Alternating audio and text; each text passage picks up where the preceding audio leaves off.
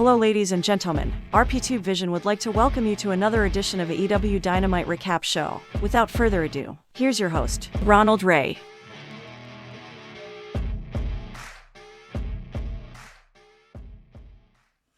Hello, ma'ams and sirs. Thank you for tuning in to this week's AEW Dynamite Recap Show. I am Ronald Ray, your boy with a cornbread accent. This week's show takes place in Austin, Massachusetts. Austin, Texas, at the Allstate Center. Sorry, movie from the 90s called Road Trip. Check it out. It's actually pretty funny. Anyway, speaking of pretty funny, it would be pretty entertaining to me and greatly appreciate it if you hit that subscribe button. Now, let's let her rip. Alrighty here, we're taking a cue from the WWE as we have a promo with Wardlow, which didn't last too long. He basically called out Christian Cage. Christian with Luchasaurus came out. Basically, Christian Cage and Wardlow just mouth off with each other, and then they went into fisticuffs. Everything was going Wardlow's way until Christian Cage gave him a nut shot. From there, him and Luchasaurus put a whooping on him and slammed him against a ladder. So now it's officially on now. It's going to be Christian Cage versus Wardlow for the TNT Championship come Double or Nothing. This brings up the first match of the night. Orange Cassidy teaming up with Darby Allin, going against Lee Moriarty and Big Bill. Dude's from New York, okay? Why are you getting such a redneck name like Big Bill? I can see if he was from Georgia, and talk like me. And you want to call him Big Bill. Nah, he's from New York. He's from New York, man. Give him a New York name. Like the big, trombone or something. I don't know. Anyway, it was Lee and Orange Cassidy starting this thing out. Nice exchange of one counts, man. Good. I love that exchange. Of course, we got the Orange Cassidy shenanigans, double tag. Big Bill showed his power on little bitty old Darby Allin. But, Darby is, smarter than Big Bill. Dodged him, pulled the ropes down, caused Big Bill to exit the ring. Lee would also get sidestep and end up out of the ring. A double suicide dive by Cassidy and Allin looked pretty good. Some picture-in-picture here. Heat on Orange until he made a tag to Darby. Bunch of more back and forth stuff. Orange hit a backdrop slam on Lee. Darby followed up with a coffin drop, then hooked him in the devastating pinning combination of the side headlock for the 1-2-3. Good win for Orange Cassidy and Darby Allin. Pretty good match too. Like I said, it's two of my favorites right there. I'm not gonna shy away from that. Orange Cassidy and Darby Allin. Definitely fans of them. Yeah.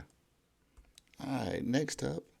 Now, I'm telling you, all these promotions, it's going to run wild, and everybody's going to need to be very careful, because they are going to take over. Who am I talking about? HEWO. Ham and Nagger World Order. You've seen two members of the Ham and Nagger World Order Monday night on WWE. You had another member of the Ham and Nagger World Order tonight. His name was Exodus Prime, and he went up against Sammy Guevara. Guevara came in, knee strike, GTH, ended the match, but still, I got a feeling the Ham and Nagger World Order is going to take over. They're going to take over. Anyway, Sammy Guevara cut a couple babyface promos. Was acting very babyface-ish. He went to, there was a interview in the back where he said, we was talking to Darby saying, hey, doesn't matter who it is, me, you, or Jack Perry needs to, beat MJF come Double or Nothing, And Darby was like, okay, let's best man win, whatever. So yeah, he was acting very babyface. Um, More on that a little bit later. But yes, Sammy Guevara, by the skin of his teeth, beat Hammernecker, World Order member, Exodus Prime. All right, next up, looked like we was going to have a Jeff Jarrett, Jay Lethal promo time, but FTR felt like they just want to come in and put a whooping on them before they even got to the ring. Big brawl ensued. It looked like the FTR was going to put the Shatter Machine, I believe it was on Jeff Jarrett, until this nice young lady just hopped in the ring and gave Cash Wheeler a low blow for his birthday. By the way, did you know Karen Jarrett, I believe, was a stripper at one time? Anyway, uh, happy birthday, Cash Wheeler, getting a low blow from Karen Jarrett. And also they, got double guitar shots to the head too. So, yeah, nice little brawl, nice little build up to their double or nothing match for the or all AEW Tag Team Championships. Let me see if I can spit it out. All right, next match is the Outcast members, Ruby Soho and Tony Storm going against Hikaru Shida and Britt Baker. This was supposed to be a six ladies tag team match, but Jamie Hayter was not medically cleared to wrestle, so therefore it's just a normal Australian rules tag team match. Outcast attacked Baker and Shida for the bell, but Shida would turn things around. Baker and Shida had things in her, getting the better of them till Saraya got involved, of course. Uh, some double teaming and heat on Britt Baker. Oh, excuse me. Um, After that, got the tag to Shida, and she had things well in hand. She forearmed the crap out of, a series of forearms to Ruby Soho. I mean, this beat the crap out of her with forearms. That's the best way I can say it. Again, Shida Baker had things well in hand until Saraya distracted the referee and Baker, giving Tony Storm a chance to spray paint Baker in the eyes, as of course ref was distracted. Um, she hit the Storm Zero pile driver that gave the Outcast a win. So, there was a challenge here. It's going to be Jamie Hayter now against Tony Storm for the AEW Women's Championship come Double or Nothing. So earlier tonight, the international champion, Orange Cassidy, said, if anybody wants a shot at my championship, go see Tony Khan.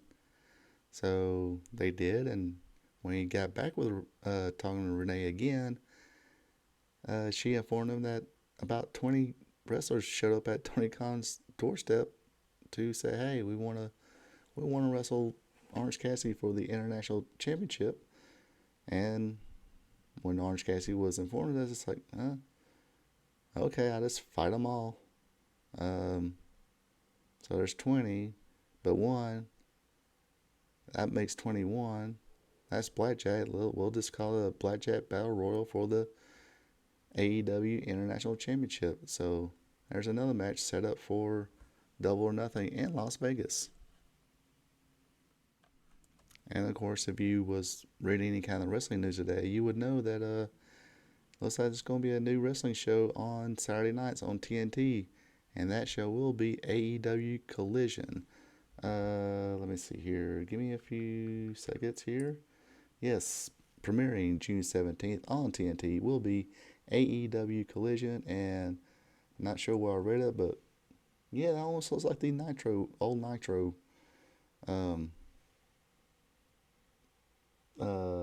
promo thing. Images, I guess. But yeah, so yeah, June 17th. Not sure whether I really want to look this up.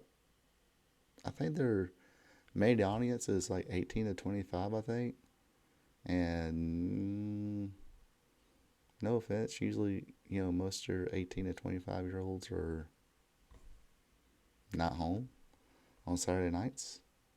And if they're wrestling fans, that might be an indie show that night. But anyway, it'll be interesting to see. Hopefully that works out for them. All right, next up was your Falls Count Anywhere match with Roderick Strong going against Chris Jericho. And of course, the stipulation was Adam Cole was barred from being inside the building. So was the Jericho Appreciation Society barred from being inside the ring or inside the building. So I'm kind of surprised this wasn't the main event, but oh well. They just fought. That's all it was. Roddy giving a good old fashioned whooping to Chris Jericho to begin with. Jericho would counter a backbreaker with the walls of Jericho. Jericho would have a little bit of picture-in-picture advantage. They took it to the crowd, took it to the concessions, stairwell, everywhere. Eventually, they went outside. And what do you know? Somebody who was far from being inside the building was still there. Adam Cole. Adam Cole came in and helped his buddy Roger Strong out. He hit the reverse Shining Wizard. Then a big knee strike by Strong would give him the 1-2-3 right in the planter outside the arena. So that was kind of interesting. A little bit of twist there. At least somebody's trying. I'd like to know whose idea that was. But I will say one thing. It looks like people were loving the chops this night. And I don't know if they was having a contest of who had the hardest chops. But, oh crap, my phone. But anyway, sorry about that. But if I was going to give an award to anybody on the hardest chops, it would be Roderick Strong. Sorry about that. I usually redo this, but it's hot in this hotel. So I am trying to hurry this up a little bit. So like I said, bear with me. And thank you for, tuning in again. All right, next match of the night was El Blanco Rush against Jack Perry, the Jungle Boy. Dylan's baby boy. Anyway, Rush was just having his way with Jungle Boy outside the ring. Threw him, I think, just about every piece of barricade they had. Of course, this caused Jack Perry to get a little boo-boo on his head. And speaking of getting a little boo, I was actually scared for Jack Perry. They were fighting outside on the apron. And Jack Perry charged Rush. He did a little over the head, belly to belly. And he came within a, hair of, looked like he was about to hit his head, which I'm like, I kind of cringe a little bit. I'm like, ooh, I'd actually, not a fan of his, but damn, I feel bad if he, got dumped on his head. See, I'm not that cynical. Anyway, Jack Perry wound up getting, hulking up, got a big comeback, and rolled him up for the 3 count using the trunks. Yes, he used the trunks to get the advantage here. Not a good guy thing to do there, Jack Perry. Anyway, he was attacked by the Rush's entourage. Then came the save by Darby Allin and Sammy Guevara. Again, Sammy doing some babyface stuff, man. I don't know. I guess it's kind of wheel everybody in, thinking he's gonna, I guess change his ways again. But it'll be interesting to see there. Alrighty, next up is your main event of the night. It is Jay White versus Ricky Starks. We had some back and forth in the beginning till Jay White got the advantage after hitting a hot shot. Starks made a comeback. Made one comeback. He hit a backdrop. Posed. Why, I have no idea. Anyway, they even got a small "This is awesome" chant while everybody was kind of just sitting there chilling. Um, wasn't a good look there. A Urinage for Two by Jay White starts again, made a comeback. Hit a spear. Was going for a Ramshambo. Uh, Jay raked the eyes, distracted the referee. Juice Robinson came in, swung for the fences and missed. Starks grabbed the chair, took out Robinson, then used it on Jay White, which drew the disqualification. I couldn't believe it. They actually called it disqualification. I mean, people getting to slam people on tables and stuff like that all day long. Ooh, what the hell? Sorry. I look crooked. Anyway, yeah, they actually call it disqualification here, which is very surprising. I was shocked, but it was kind of a little obvious too. So, but that was your main event though: Jay White versus Ricky Starks, and unfortunately, Ricky Starks did lose by disqualification for using the chair. But of course, the real main event of the night, what people came paid to see, was get the ultimate answer. Why, Jackal, why? Don Callis, why did you turn it against Kenny Omega? You said he was like a son to you. Anyway, he said he felt like he was the victim, and without Callis, there would be no Kenny Omega. Omega comes out, gets attacked by the BCC. BCC make it to the ring. Moxley says, hey, Omega, just give it up. Cue the music. Out comes the Bucks. They stand on stage a little bit. A little pause again. Cue the music again. And it's the return from injury of the Rhinestone Cowboy, eye patch and all. Adam Page came out and they charged the ring. They all throw hands. Page, Bucks, and Omega got the what's left in the ring standing tall, as Jim Ross would say, or used to say. Then Page states, hey, we're the heart and soul here, and, and we are the elite, which drew a big pop. People dug that. And that's how the show ended. That part was okay. Anytime the BCC's in there, of course, they're my favorites too. I am digging this feud though. It's pretty good. Everything else kind of. What's I was saying? What the whole? I really wasn't feeling this show. I don't know what. I don't know if I was just because I was legitimately distracted with other things. Trying to get things done, but I actually did another video yesterday, trying out something new, but I couldn't get it uploaded because the crappy hotel internet. But yeah, this definitely was nowhere near as good as biscuits and gravy. So it is what it was. But we got some announcements, more build up to Double or Nothing. Looks like a pretty good card. So we'll see where things end up. And until then, hope you folks have a good one. And I'll catch y'all later.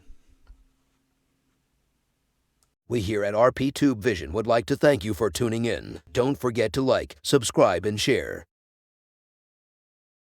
Also check out friends of the show Ecolife Natural for home-crafted candles, hand cloth, and other home and personal goods. Look them up on Facebook. Link will be available below the video. That is Ecolife Natural.